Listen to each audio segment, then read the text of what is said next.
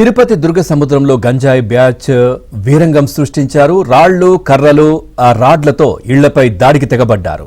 ఇక ఇంటి అద్దాలు బైక్ ధ్వంసం చేశారు. 11వ తేదీ రాత్రి గంజాయి కొడుతున్న 3 మైనర్లను పట్టుకున్న స్థానికులు దేహశుద్ధి చేసి పోలీసులకు అప్పగించారు. పోలీసులు వారి తల్లిదండ్రులను పిలిపించి కౌన్సిలింగ్ ఇచ్చి వదిలిపెట్టారు. అయితే తమను పోలీసులకు పట్టించడమే కాకుండా కొట్టారన్న కోపంతో 3 మైనర్లు వారి స్నేహితులు 15 మందితో కలిసి రాత్రి దుర్గ సముద్రంలో బీభత్సం సృష్టించారు.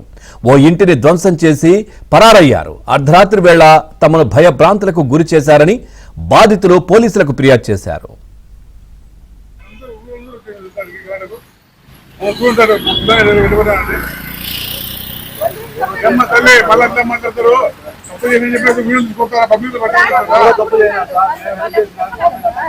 ఊర్లో ఉండండి మా ఉండండి ఎందుకు వీడియో కొడతా ఉందండి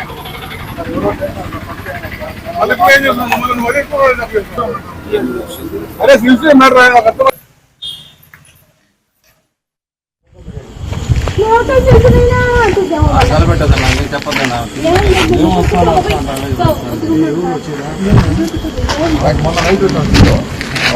ఏం లేదా లోపలికి ఫోటో తీసుకోవాలంటే వద్దు చెప్తాను.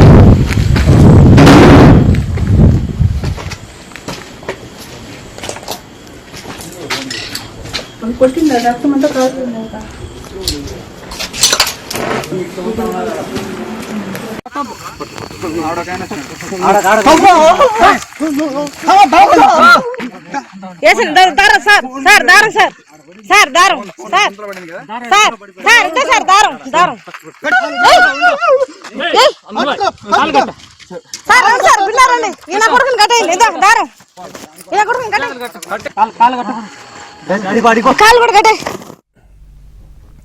చూస్తున్నాం. తిరుపతి దుర్గ సముద్రంలో గంజాయి బ్యాచ్ వీరంగం సృష్టించారు. రాళ్లు కర్రలు రాడ్లతో ఇళ్లపై దాడికి తెగబడ్డారు.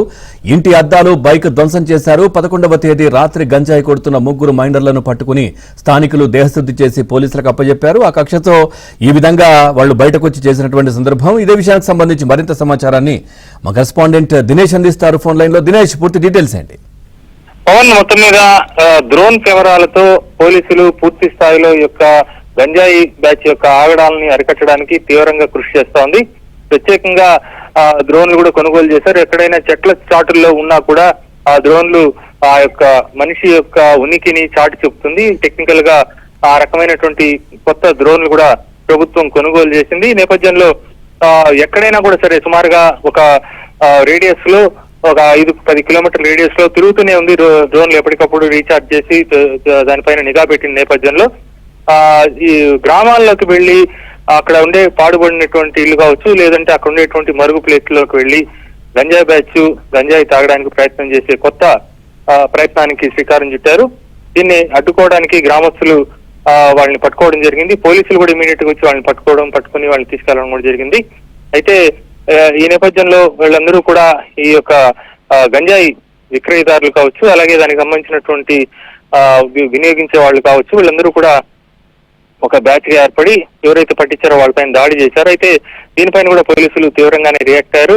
ఎవరైతే దాడులు చేశారో వాళ్ళని పట్టుకునే పనిలో ఉన్నారు. వాళ్ళకి సంబంధించినటువంటి అంటే మొదట పట్టుకున్నప్పుడు కౌన్సిలింగ్ ఇచ్చి వదిలారు. అయితే ఈసారి వాళ్ళు దాడులు పాల్పడడంతో వాళ్ళపైన తీవ్రమైనటువంటి సెక్షన్లతో కేసులు నమోదు చేయడానికి వాళ్ళ కోసం తీవ్రంగా గాలిస్తున్నారు. కొంతమంది ఇప్పటికే పట్టుకున్నారు. మిగిలిన వాళ్ళని పట్టుకోవడానికి కూడా ఆయా వాళ్ళకి సంబంధించినటువంటి వాళ్ళపైన చర్యలు తీసుకుంటారు. ఎందుకంటే వచ్చినటువంటి వాళ్ళు వాళ్ళకి సంబంధించినటువంటి బైండ్ ఓవర్ సంబంధించి అలాగే వాళ్ళకి దగ్గర నుంచి డిక్లరేషన్ కూడా తీసుకుని వదిలిన పరిస్థితుల్లో వాళ్ళు ఎవరు ఏమనేటువంటి వివరాలన్నీ కూడా పోలీసుల దగ్గర ఉంది. ఈ నేపథ్యంలో వాళ్ళని ఈ దాడికి కారణమైనటువంటి వాళ్ళపైన కఠినంగా శిక్షించడానికి వాళ్ళని అదుపులోకి తీసుకోవడానికి పోలీసులు ప్రయత్నం చేస్తున్నారు. Pawan, right, thank you Dinesh, thanks for the updates.